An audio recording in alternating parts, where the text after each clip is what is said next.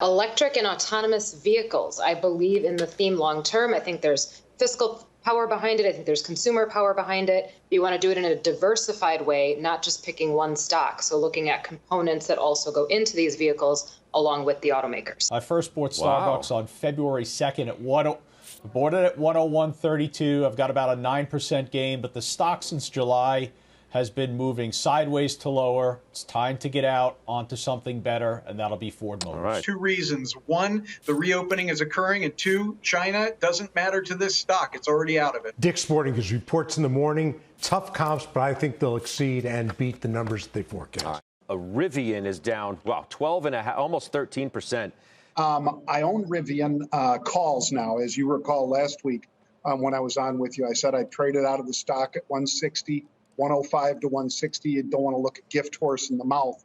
And then I put on a spread, the 160, 190 spread, Scott. I have since now rolled that down to the 120, 150 spread because I still like the play, but I wanted to take some of that off. NIO, this week, November 42 calls, right with the stock at about 42. They bought 16,000 of those. So as much as people were still taking profits, I guess, in Rivian, they weren't doing that in NIO. Instead, they're positioning for upside in NIO. This is a case of the emperor is not wearing any clothes. For this stock to have a market cap greater than GM is nonsensical. This is a stock that should be well below 100 on a market valuation basis. And maybe that happens this week, or maybe it happens next year. I don't know. But I've told you this is the emperor wearing no clothes. If you look at the entire market cap of all the EV stocks and the traditional OEM manufacturers, it's as if the world thinks there's going to be 10 times as many cars on the road next year in total than there are today. That's just preposterous, all right? The emperor is wearing no clothes. This stock does not deserve to be a $100 stock. Should be half of where it is right now. The unfair comparison, I think, is putting it against Ford or GM or any legacy car manufacturer. Because just like Tesla, you're talking about a brand new, I'm not saying, this changed everything, but it changed several really big things. Number one, when Tesla did it, they did it without a dealer network.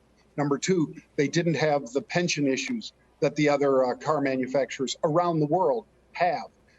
And they came up with a new category, more or less. When Tesla came up with the EV, they were the first really big mover in that space. Now, Rivian is not the first. They've got a good-looking truck that looks a lot like the Lightning. I think the Lightnings will be delivered before the Rivian trucks. But nonetheless, I think that when you look at the lack of that dealer network, that takes the bulk of the profit out of that vehicle, Scott, as well as the pension issue that puts more expense on top of the vehicles that GM, Ford, Volkswagen, for that matter, make. I think you get the idea that this is not a direct or a fair comparison to say. We are going to be successful deploying global fleets of autonomous vehicles. We're going to, of course, develop these vehicles in a digital universe we call Omniverse. Of course, we're going to teach these robotic cars how to drive in virtual cities. We're going to deploy it through a network of partners. Our partner, Mercedes-Benz, as you know, builds millions of cars $1 trillion market. And together, it's a $1 trillion market. We could deploy a fleet of cars that's safe, efficient to operate, and it starts with some basic invention.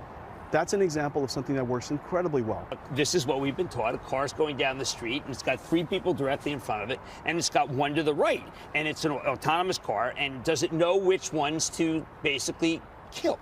That's the classic moral dilemma of the reasons why you can't rely on an autonomous system to deal with these issues. However, it's falsely constructed. It's wrongly constructed. And artificial intelligence, a robotic system, has such incredible sensors.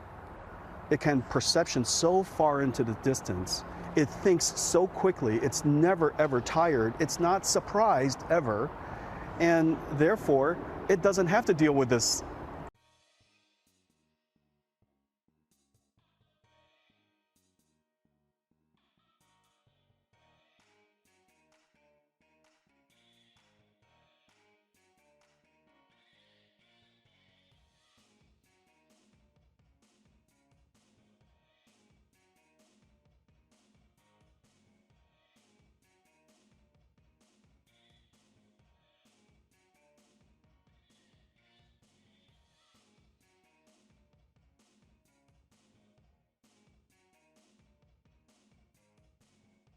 We are seeing some big moves in the EV space today as well. Tesla's jumping in today's session after CEO Elon Musk tweeted that Tesla's Model S Plaid vehicle will, quote, probably launch in China around March.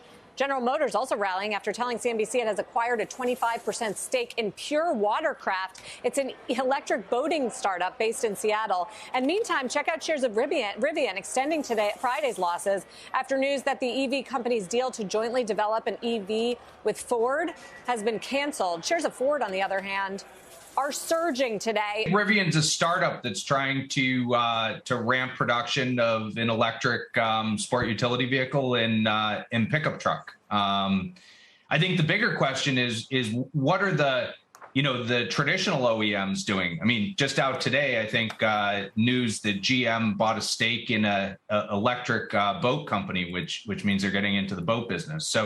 So I think there's a lot of different signals that might be confusing to the market at this point in time.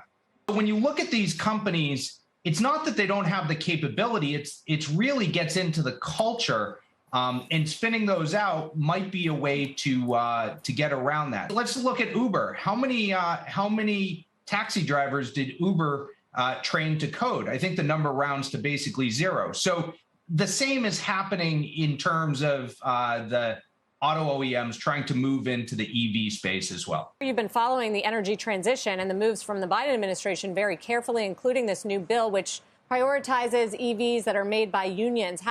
How do you think that separates winners and losers? Unions and physics don't go hand in hand.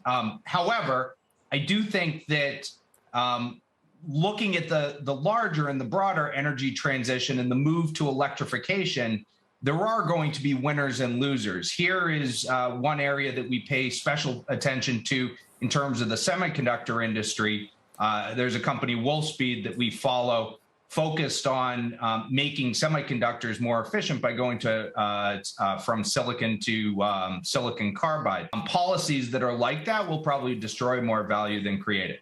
Apple is pushing to introduce its first electric car as early as 2025, looking to take on Tesla, Waymo, and others in the self-driving car space. Like it did with the first iPhone, iPad, and so many other new categories, Apple's aiming to throw away the existing definitions of a car and really build something from scratch. The goal? A vehicle that is a fully self-driving machine that lacks a traditional steering wheel and pedals and includes an all-new type of interior that's fully optimized for a completely autonomous driving experience. Under new car chief Kevin Lynch, Apple's accelerating development, but this shift does come after about 7 years of false starts, layoffs, and management departures from the company's special projects group running the car team. Pulling off a launch by 2025 will be tough for both technological and regulatory reasons, but the target does give Apple engineers a clear goal and motivation to pull off one of the toughest challenges in the technology industry at some point later this decade.